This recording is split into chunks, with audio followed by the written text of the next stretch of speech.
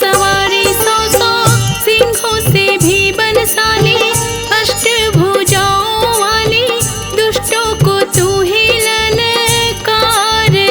ओ मैया हम सब उतारे तेरी आरती। ओ मैया हम सब उतारे तेरी आरती।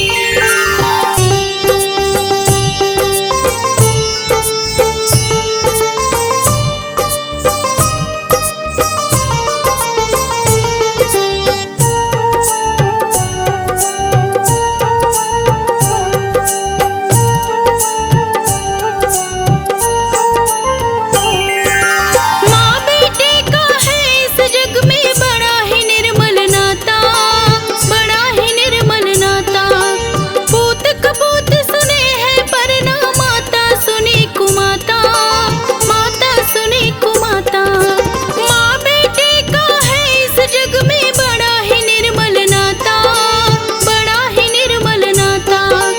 पूत कपूत सुने हैं पर ना माता सुनी कुमाता, माता सुनी कुमाता। सब पे करुणा दर्शाने वाली, अमृत बरसाने वाली, दुखियों के दुखड़े निवारती। ओ मैया हम सब उतारे तेरी आरती। ओ मैया हम सब उतारे तेरी आरती।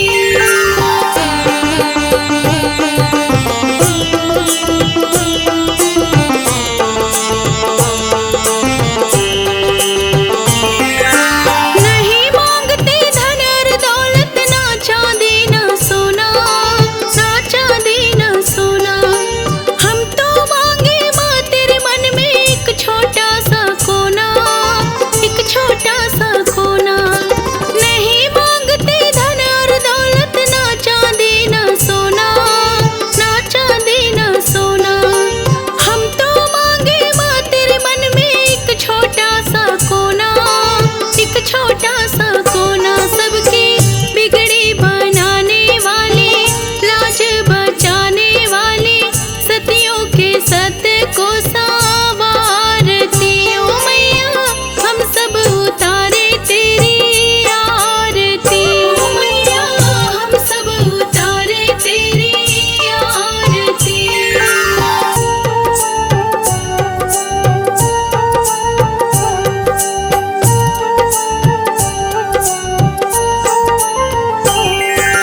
चरण शरण में खड़े तुम्हारी, ले पूजा की थाली, ले पूजा की थाली। वरद हस्त सर पर रख दो माँ, संकट हरने वाली, संकट हरने वाली। चरण शरण में खड़े तुम्हारी, ले पूजा की थाली, ले पूजा की थाली। वरद हस्त सर पर रख दो माँ, संकट हरने वाली, संकट हरने वाली। माँ भर दो भक्ति रस प्याली, अष्टभुजाओं वाली, दुखियों के दुखड़े निवारती। ओ मैया हम सब उतारे तेरी आरती। ओ मैया हम सब उतारे तेरी आरती।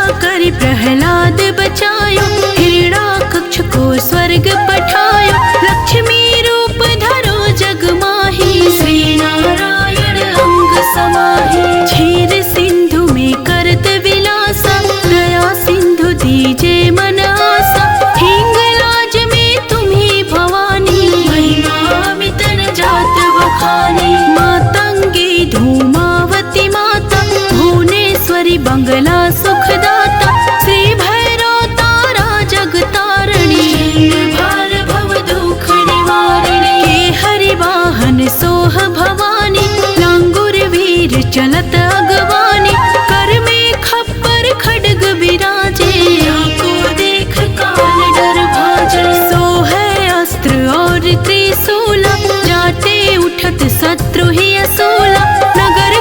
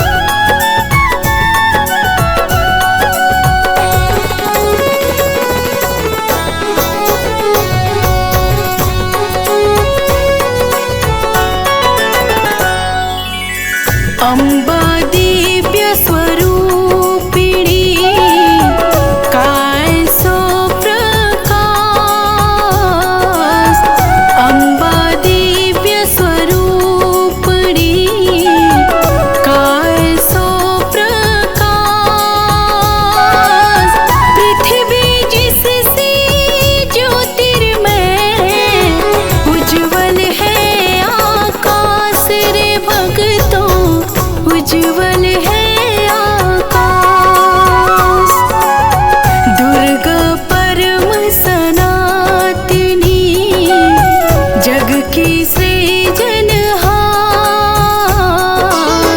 दुर्गा परम सनातनी, जग की सृजनहार आदि भवानी महादेवी, सृष्टि का आधार रे भक्तों, सृष्टि का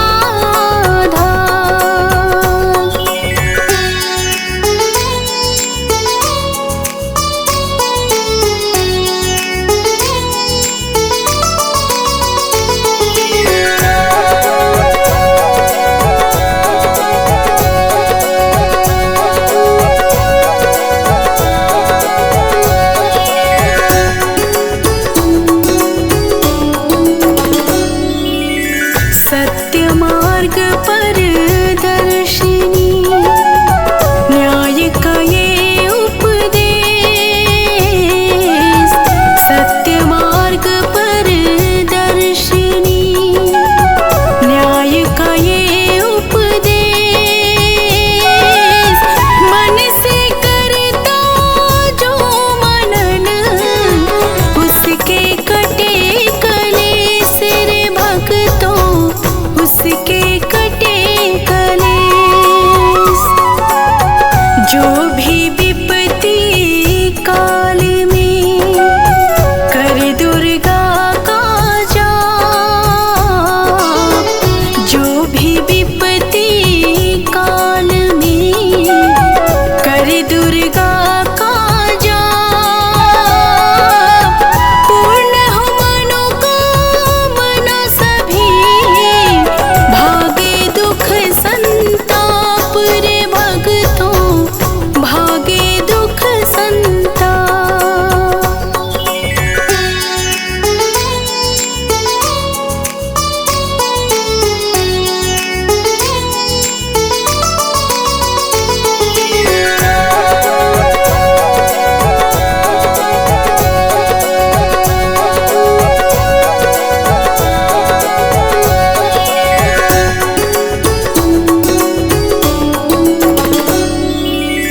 उत्पन्न करता विश्व की शक्ति अपरंपार, उत्पन्न करता विश्व की शक्ति अपरंपार। इस कार्य जो करे भव से उतरे पार रे भक्तों, भव से उतरे पार। दुर्गा शोक विनाशिनी, ममता का है रूप। दुर्गा शोक विनाशिनी, ममता का है रूप। सती साध्वी संतवती, सुख की कलानूप रे भक्तों, सुख की कलानूप।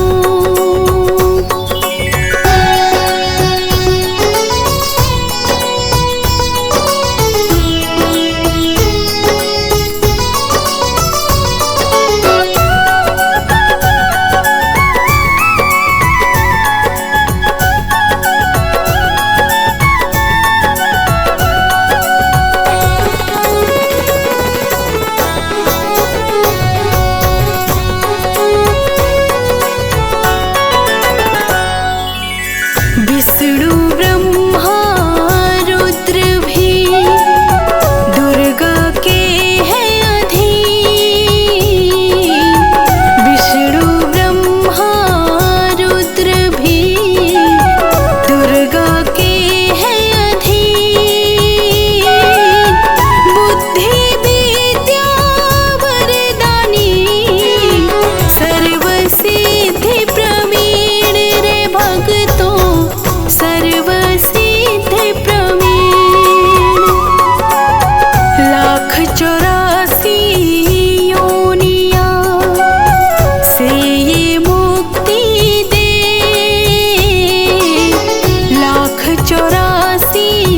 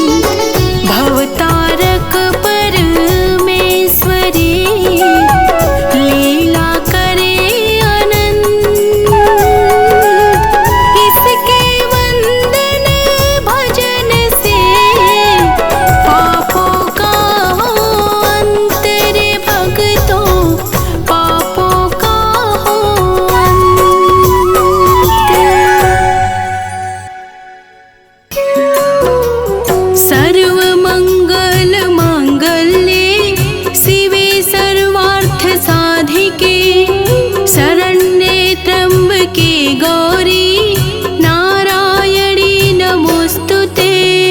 सर्वमंगल मांगल्ये शिवे सर्वार्थ साधिके शरण्ये त्र्यम्बके गौरी नारायणी नमोस्तुते। ॐ जयन्ती मंगला काली भद्रकाली कपालिनी दुर्गा क्षमा शिवा धात्री स्वाहा सदा नमोस्तुते। ॐ जयन्ती मंगला काली भद्रकाली कपालिनी दुर्गा क्षमा शिवा धात्री स्वाहा स्वधा नमोस्तुते। या देवी सर्वभूतेषु शक्तिरूपेण संस्थिता नमस्तस्यै नमस्तस्यै नमस्तस्यै नमो नमः। या देवी सर्वभूतेषु शक्तिरूपेण संस्थिता नमस्तस्यै नमस्तस्यै नमस्तस्यै नमो नमः। या देवी सर्वभूतेषु लक्ष्मीरूपेण संस्थिता नमस्तस्यै नमस्तस्यै नमस्तस्यै नमो नमः। या देवी सर्वभूतेषु लक्ष्मीरूपेण संस्थिता नमस्तस्यै नमस्तस्यै नमस्तस्यै नमो नमः। या देवी सर्वभूतेषु मातृरूपेण संस्थिता नमस्तस्यै नमस्तस्यै नमस्तस्यै नमो नमः। या देवी सर्वभूतेषु मातृरूपेण संस्थिता नमस्तस्यै नमस्तस्यै नमस्तस्यै नमो नमः। या देवी सर्वभूतेषु दयारूपेण संस्थिता नमस्तस्यै नमस्तस्यै नमस्तस्यै नमो नमः। या देवी सर्वभूतेषु दयारूपेण संस्थिता नमस्तस्यै नमस्तस्यै नमस्तस्यै नमो नमः। या देवी सर्वभूतेषु बुद्धिरूपेण संस्थिता नमस्तस्यै नमस्तस्यै नमस्तस्यै नमो नमः। या देवी सर्वभूतेषु बुद्धिरूपेण संस्थिता नमस्तस्यै नमस्तस्यै नमस्तस्यै नमो नमः। या देवी सर्वभूतेषु शान्तिरूपेण संस्थिता नमस्तस्यै नमस्तस्यै नमस्तस्यै नमो नमः। या देवी सर्वभूतेषु शान्तिरूपेण संस्थिता नमस्तस्यै नमस्तस्यै नमस्तस्यै नमो नमः।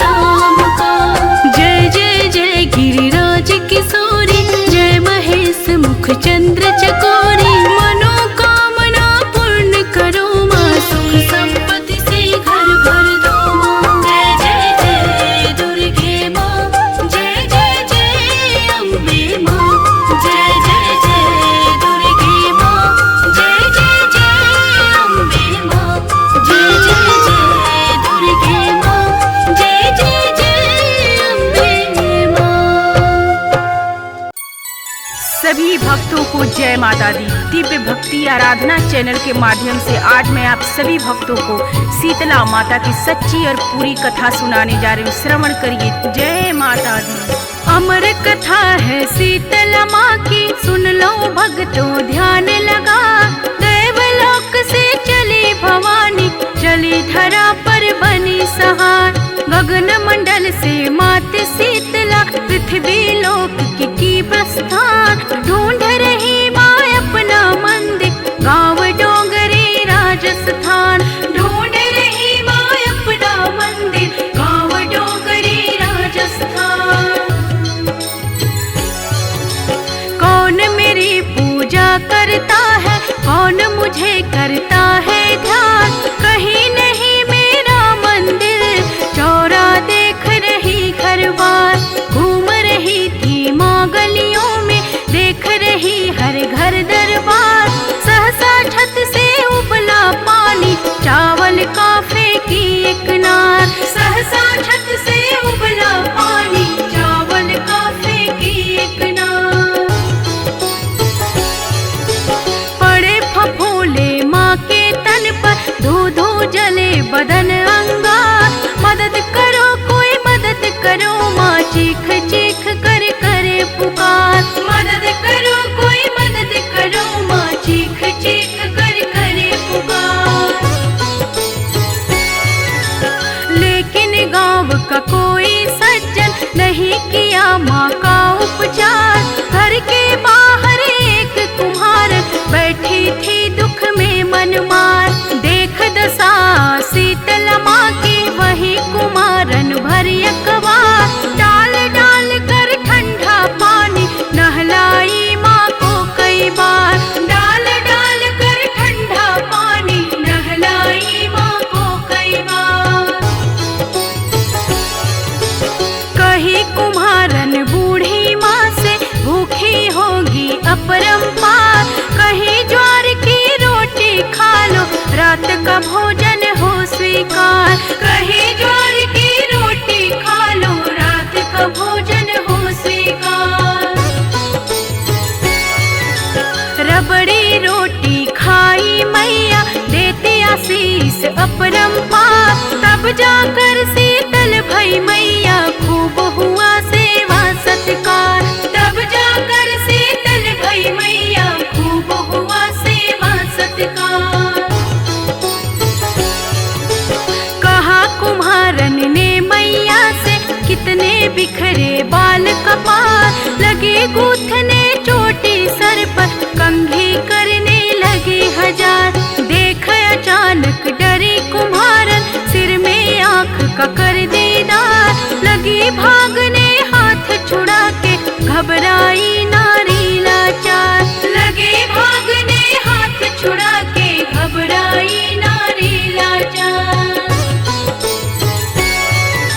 रुक जा बेटी ठहरो बेटी, करे शीतला करुण पुकार। ना मैं भूत प्रेत पैसाचन, डरो नहीं आओ निज द्वार। ना मैं भूत प्रेत पैसाचन, डरो नहीं आओ निज द्वार। मैं हूँ माता देवी शीतला, धरती पर आई यही साथ। कौन मेरी पूजा करता है, मंदिर चौरा का रखवार। कौन मेरी पूजा करता है, मंदिर चौरा का रखवार। इतना कह कर मात शीतला, चार भुजा में ले अवतार।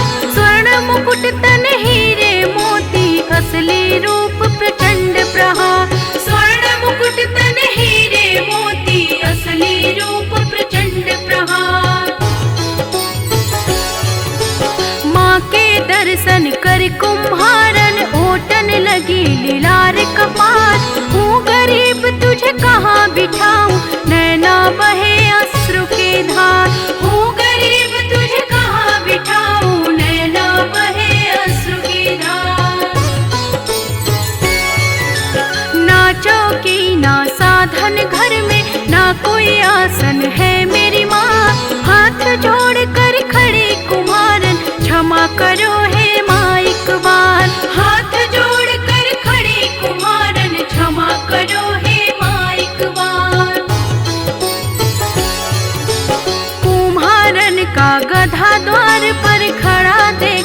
रहा श्रृंगार।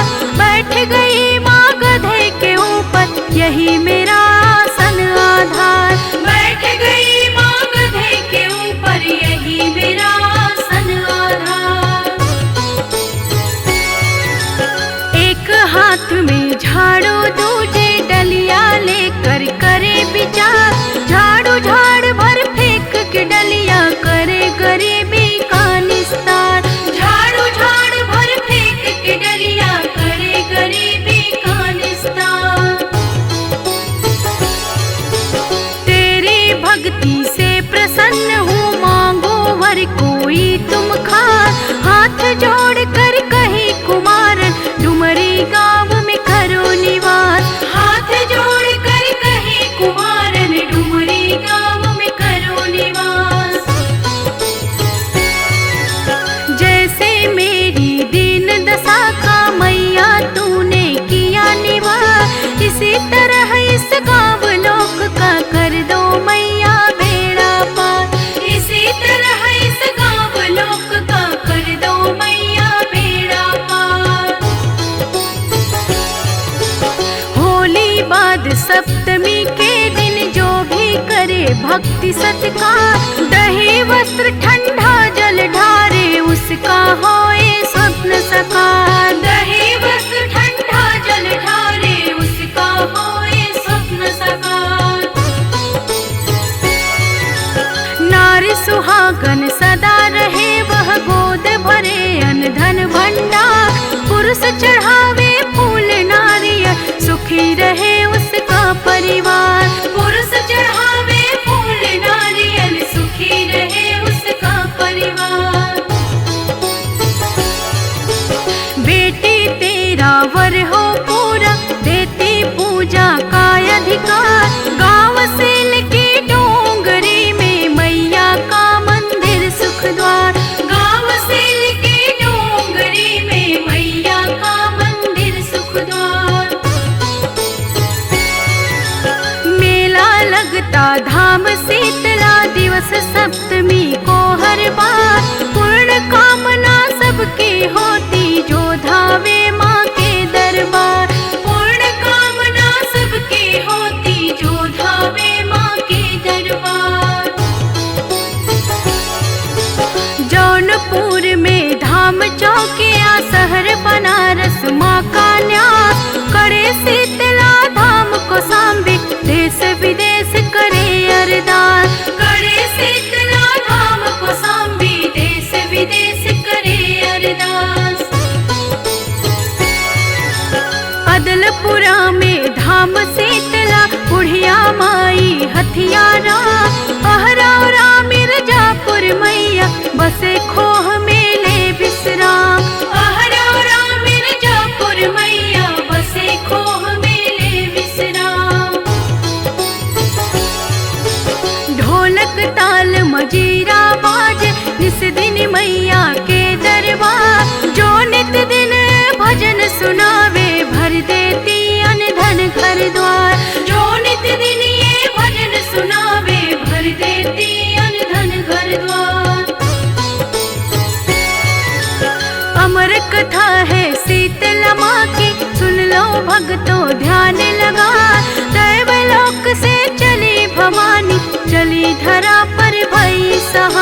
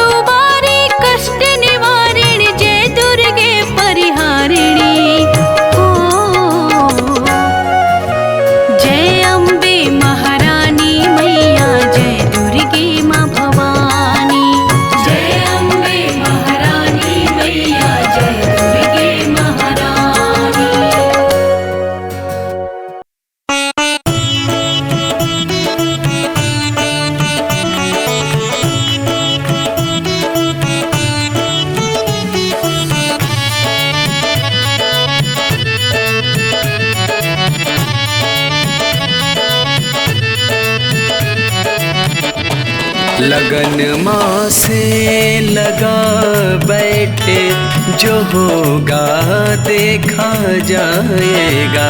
लगन माँ से लगा बैठे, जो होगा देखा जाएगा। जो होगा देखा जाएगा, जो होगा देखा जाएगा। जो होगा देखा जाएगा, जो होगा देखा जाएगा। जो होगा देखा जाएगा। तुम्हें अपना बना बैठे, तुम्हें अपना बना बैठे, जो होगा देखा जाएगा। लगन माँ से लगा बैठे, जो होगा देखा जाएगा।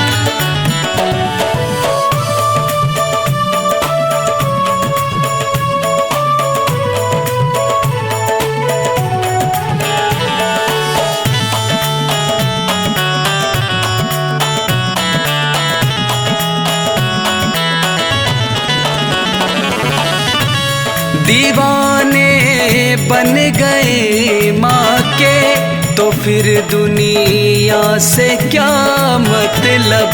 दीवाने बन गए माँ के, तो फिर दुनिया से क्या मतलब। दीवाने बन गए माँ के, तो फिर दुनिया से क्या मतलब।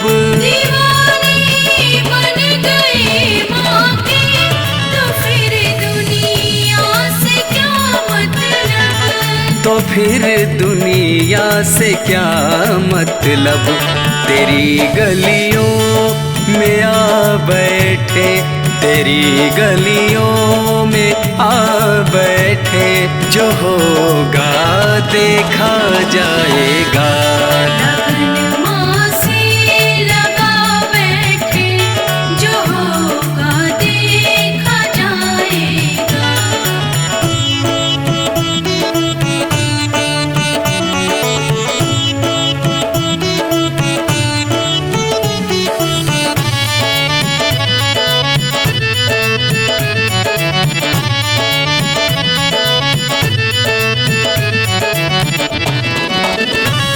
कभी दुनिया से डरते थे, कि छुप छुप याद करते थे। कभी दुनिया से डरते थे, कि छुप छुप याद करते थे। कभी दुनिया से डरते थे, कि छुप छुप याद करते थे। कभी दुनिया से डरते थे, कि छुप छुप याद करते थे। कि छुप छुप याद करते थे। लो अब पर्दा हटा बैठे, लो अब पर्दा हटा बैठे, जो होगा देखा जाएगा। लगन माँ से लगा बैठे, जो होगा देखा जाएगा।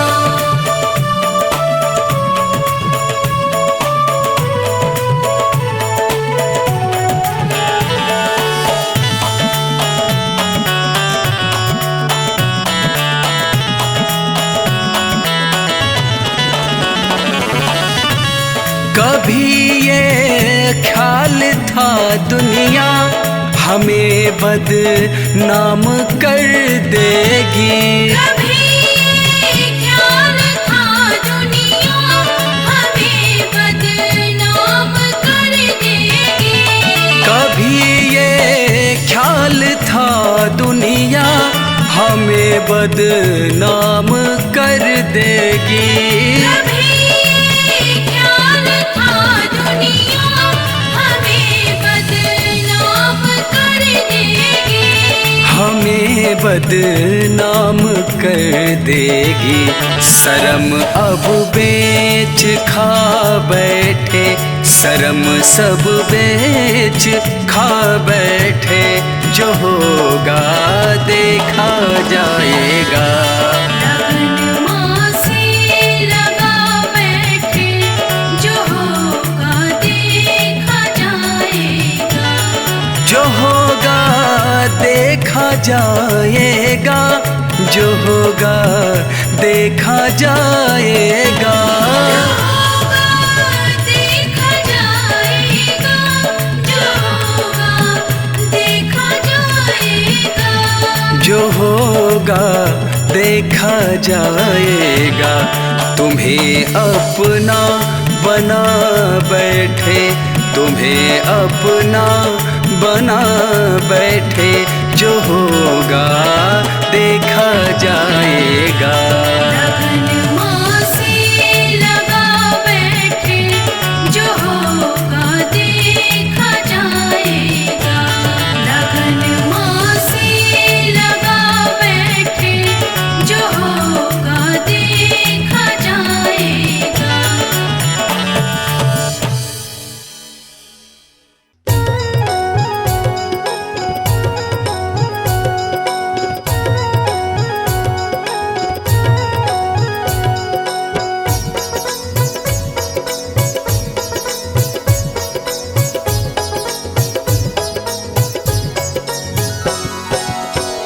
सभी भक्तों को जय माता दी। आइए आज आप सभी को माता वैष्णो की अमर कथा को बताती हूँ और श्रवण कराती हूँ। जय माता दी। माँ वैष्णो जी की अमर कहानी का इतिहास सुनाती हूँ। कैसे हुआ वध भैरवनाथ का पावन गाथा गाती हूँ। कैसे हुआ वध भैरवनाथ का पावन गाथा गाती हूँ। जय माता दी। गुरु गोरखनाथ का शिष्य भैरवनाथ बहुत बड़ा शक्तिशाली व बलशाली अघोरी था। तामसी भोजन करता था और सिवा अपने गुरु के भैरवनाथ किसी से नहीं डरता था। तपोधारी था भैरवनाथ, बहुत बड़ी तपस्या करता था। बिना तंत्र साधना के भैरवनाथ का एक दिन भी नहीं बीतता था। पर इसी के साथ साथ वह बहुत बड़ा घमंडी था। उसका ये मानना था कि वो तीनों लोक का स्वामी है, आंधी है, तूफान है। और ऐसे घमंडी भैरवनाथ का किस प्रकार माँ ने वध किया, आइए आप सभी को पूरी कथा बताती। श्रीधर नाम के एक ब्राह्मण थे और माँ वैष्णो के बहुत बड़े पुजारी थे। बहुत ही दीनहीन हालत थी उनकी, लगता था जैसे बहुत बड़े भिखारी हैं। सुबह शाम दिन रात माँ की भक्ति में लीन रहते थे। एक दिन श्रीधर कहीं जा रहे थे, अचानक से उनके साथ एक बहुत बड़ी घटना घटी। आइए उस घटना के बारे में आप सभी को आगे की कथा में श्रवण कराती हूँ। जय माता दी।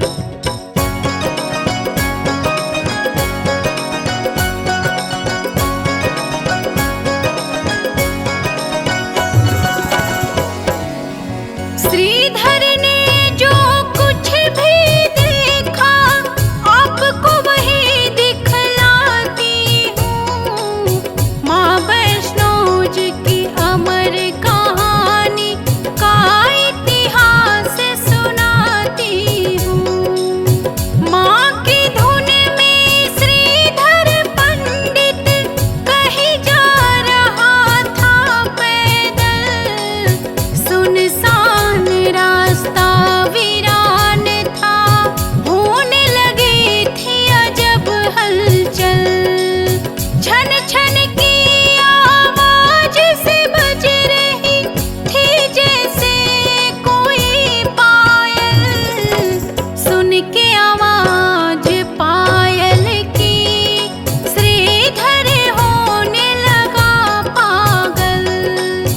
कन्या रूप में वैष्णो रानी के दर्शन करवाती हूँ। माँ वैष्णो जी की अमर कहानी का इतिहास सुनाती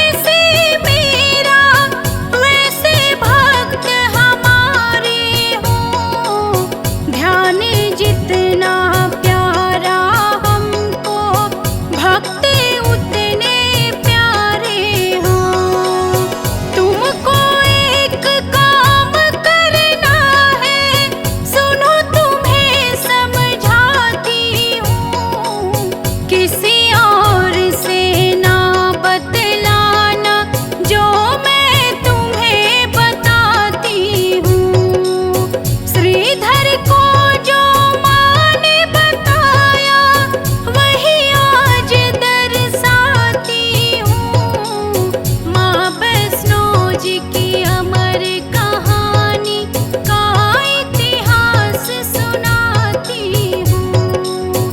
माँ वैष्णो जी की अमर कहानी का इतिहास सुनाती हूँ।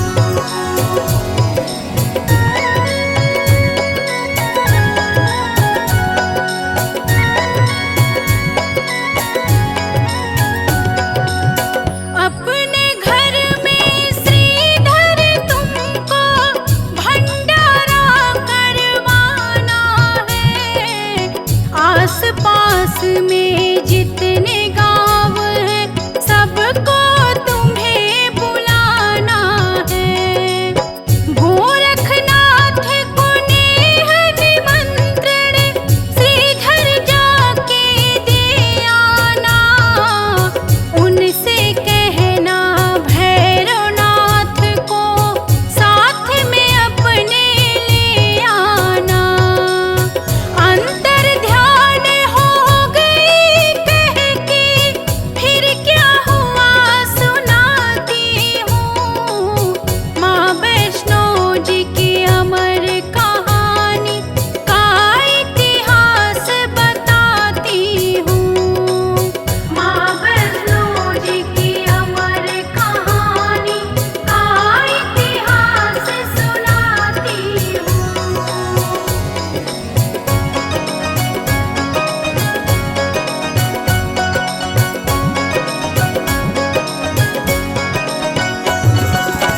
माँ के जाते ही वो श्रीधर डूब गया है रानी में।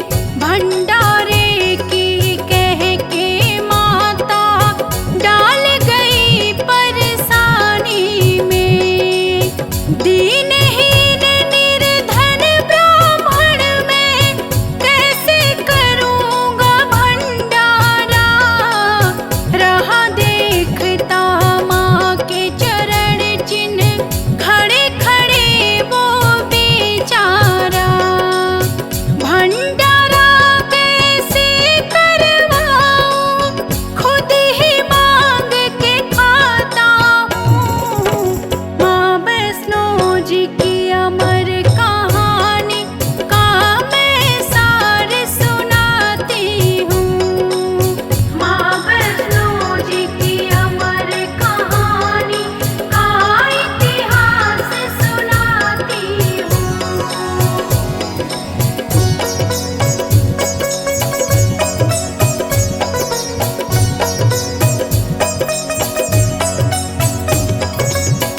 जय माता दी। इतना कहकर माता अंतर ध्यान हो जाती हैं और श्रीधर बेचारा बहुत ही चिंता में पड़ जाता है।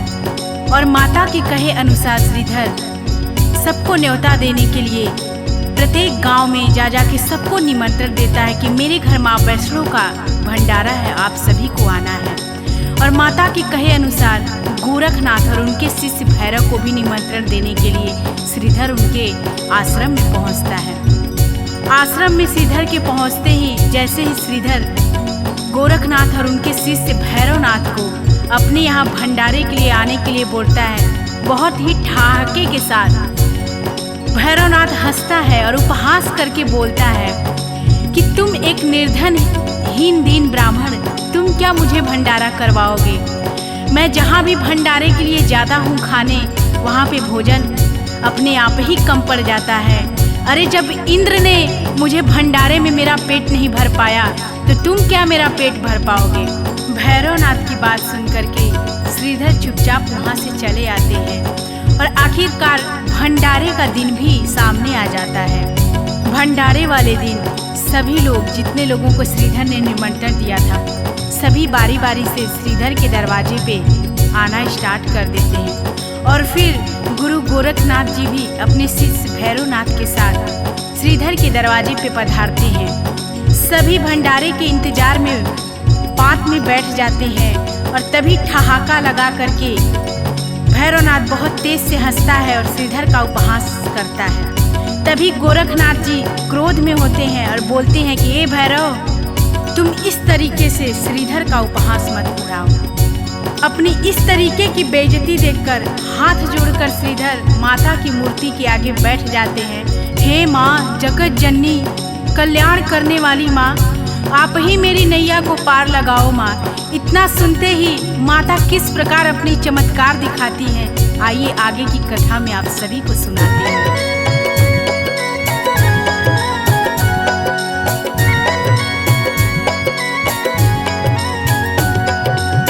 प्रकट हो गई कन्या रूप में, सुन के व्यथा जगत जननी। बोली हंस के माँ श्रीधर से, सूरत सही करो अपनी। कहा मैंने भंडारे को तो भंडारा करवाऊंगी, जिसका मन है जो खाने को उसको वही खिलाऊंगी। कन्या रूपी वैष्णो माँ का चमत्कार दिखलाती हूँ। माँ वैष्णो जी की अमर कहानी का इतिहास सुनाती हूँ। माँ वैष्णो जी की अमर कहानी का इतिहास सुनाती हूँ।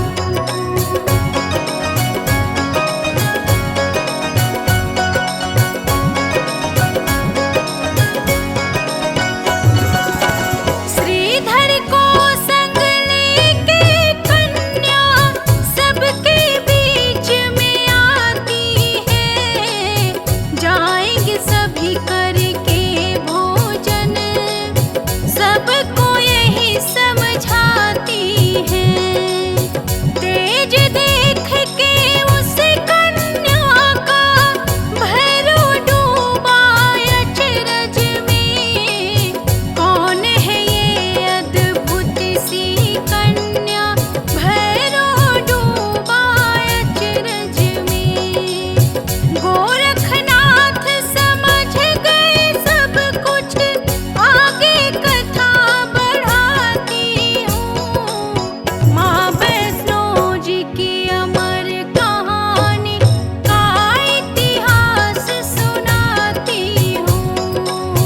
माँ वैष्णो जी की अमर कहानी का इतिहास सुनाती हूँ।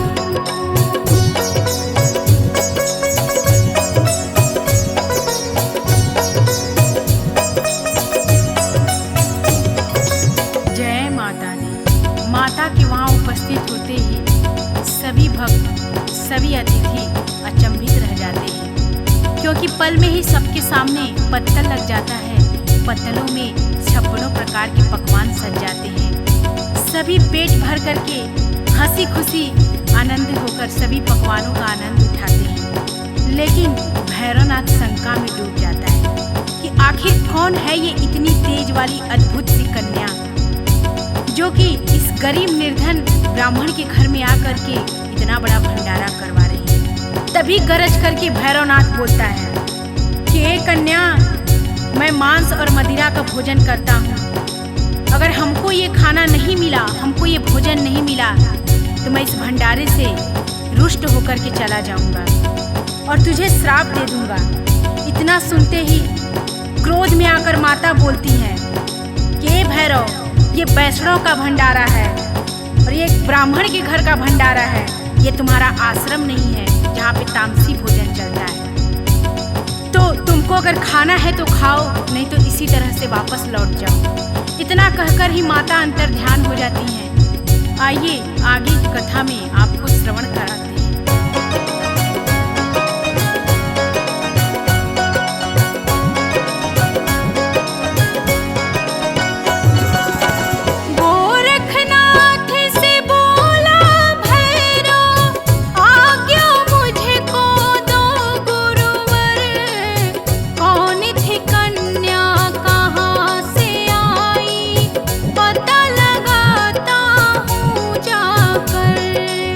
साधा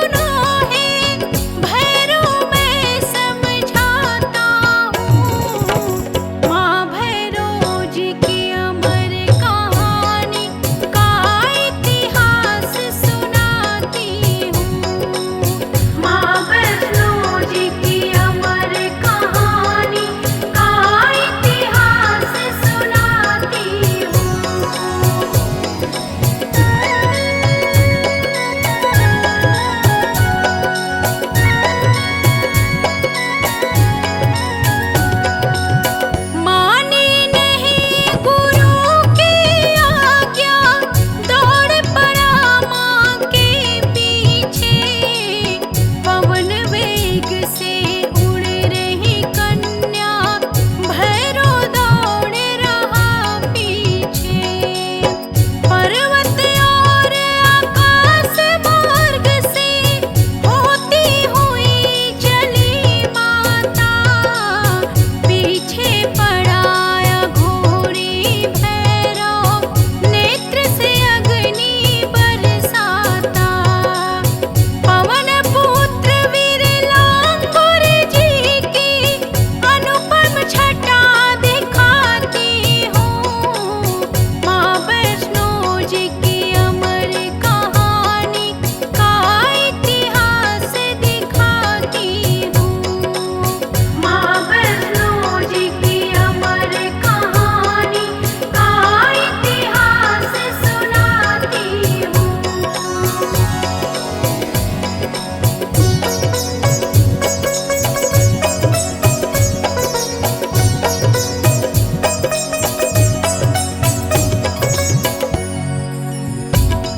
आइए आगे की कथा में आप सभी को पवन पुत्र वीर हनुमान जी की छटा का अद्भुत दर्शन करवाते हैं और किस प्रकार से पवन पुत्र वीर हनुमान जी का माता वैष्णो देवी की कहानी में अद्भुत दर्शन है, आप सभी को दिखलाती हूँ और बताती हूँ।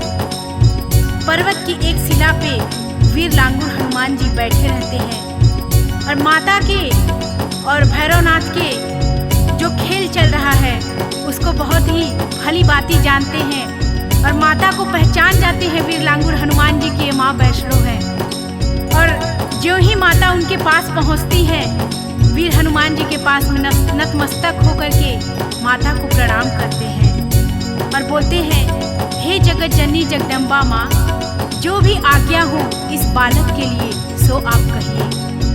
और देखिए आगे माता क्या बोलती हैं हनुमान जी से। बोलती हैं, हे पवन पुत्र हनुमान सुनो, पीछे पीछे हमारे दुष्ट भैरवनाथ आ रहा है और मैं गुफा के अंदर प्रवेश करने जा रही हूँ और जब तक मैं गुफा के बाहर ना आ जाऊँ तब तक तुम इस गुफा के द्वार की रखवाली करते रहना। इतना कह कर के माता गुफा के अंदर चली जाती है और पीछे पीछे पवन वेग से भैरवनाथ भी वहीं पे आ जाता है और गुफा के आगे पवन पुत्र का पहरा लगा रहता है।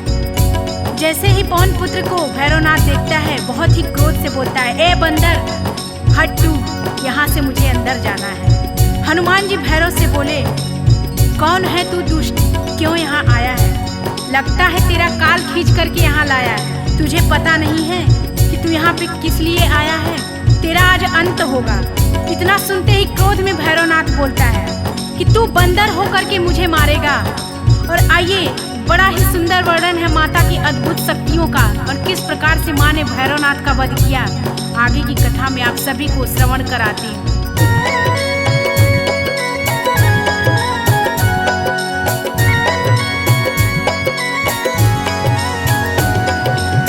द्वंद्व युद्ध से मल्ल युद्ध फिरे, शस्त्र युद्ध से बार चले।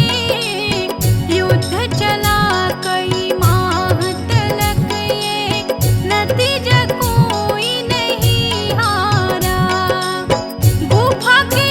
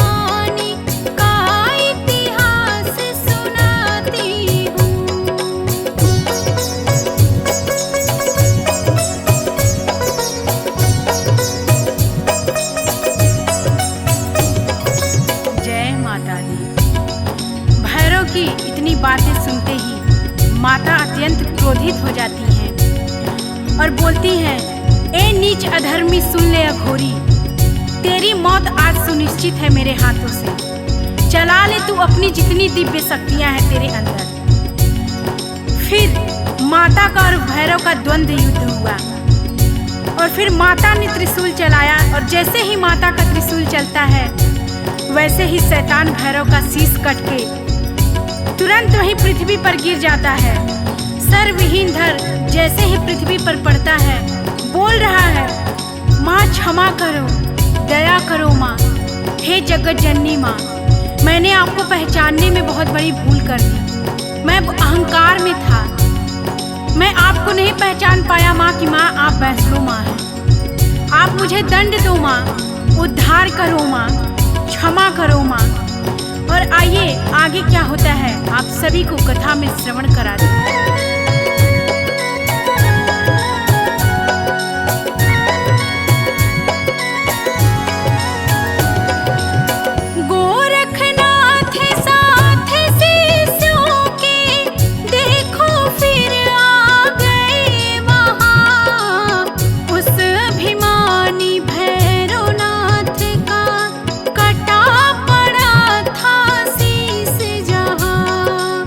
मन ही मन